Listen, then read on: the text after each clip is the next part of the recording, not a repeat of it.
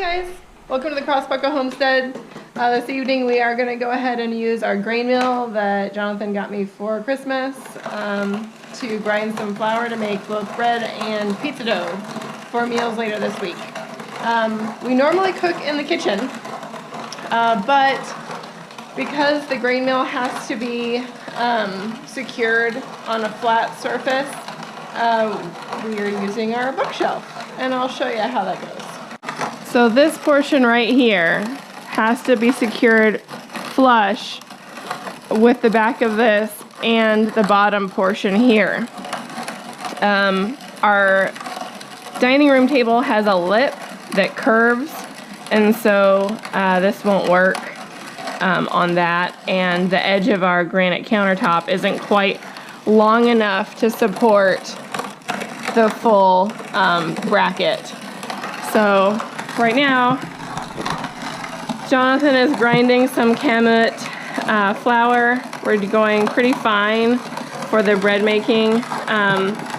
The lighting in here isn't great, but basically you put the loose wheat up in the hopper.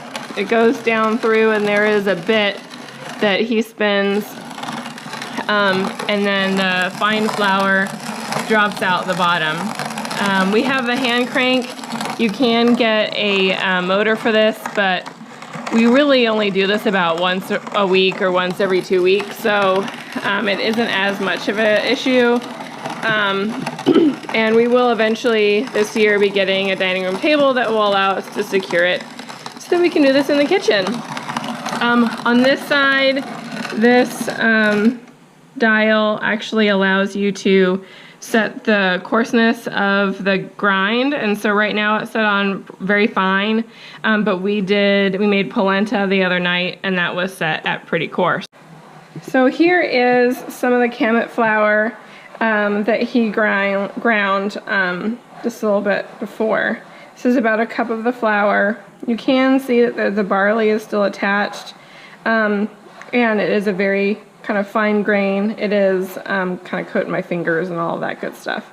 So I haven't used Kamut before, but I hear that it makes really nice bread, very sweet.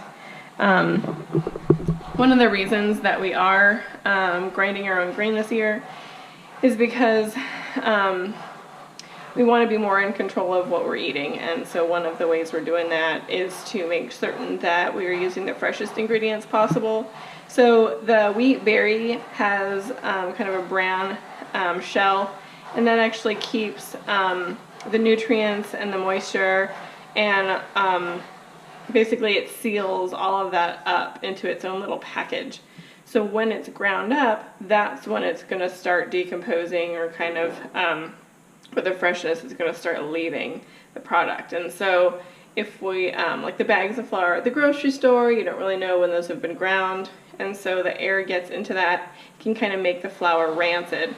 So we've noticed that since we've been grinding our own grain, that the bread that we are making tastes a lot sweeter and has a chewier texture, even though we're using the same proportion of whole wheat flour to regular white flour. In the past cases, I guess, and then the bread that we were making previously with store-bought flour. So that's kind of an interesting thing. I am going to be making 100% whole wheat home ground pizza dough, and then I'm going to be using 50% store-bought flour just to use it up, and 50% home milled flour to make some bread. So we'll show you the benefits and the results of that later.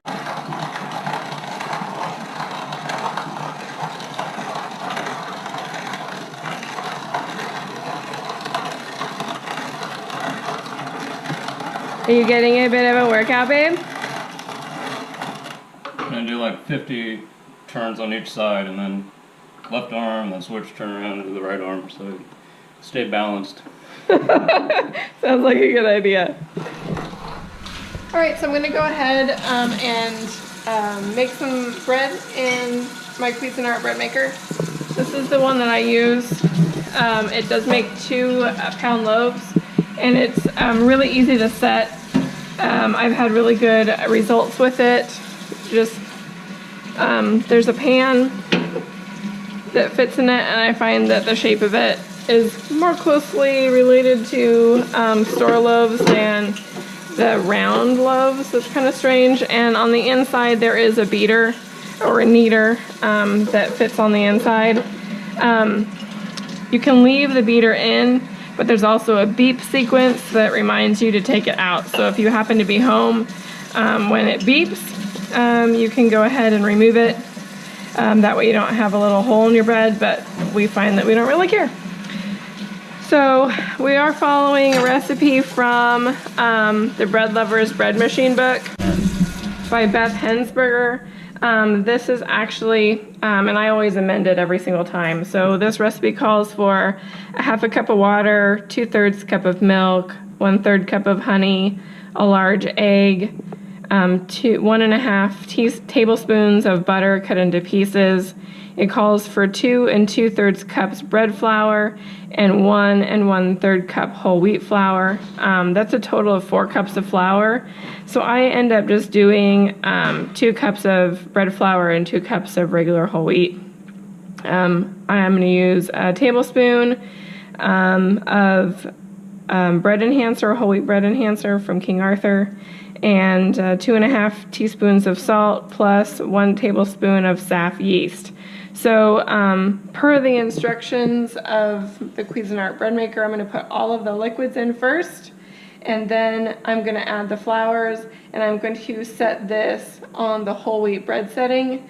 That way it allows extra time between kneads for the whole wheat flour to soak up extra water. Because we are using Kemet flour, the author does recommend that we put in an additional 1 tablespoon of water for every 1 cup of flour. This is going to be 2 cups of Kemet flour, so there'll be an additional 2 tablespoons of flour to go with, or water to go with that. Well, it's late, but the bread machine is finally done with our loaf, so I'm going to take it out and show it to you. So over here, we've got our bread machine, just beeped about 1 billion times, and we go ahead and turn it off. Open the machine up a bit. So that is what the loaf looks like. Let's kind of tip it over, slide it out of the loaf pan.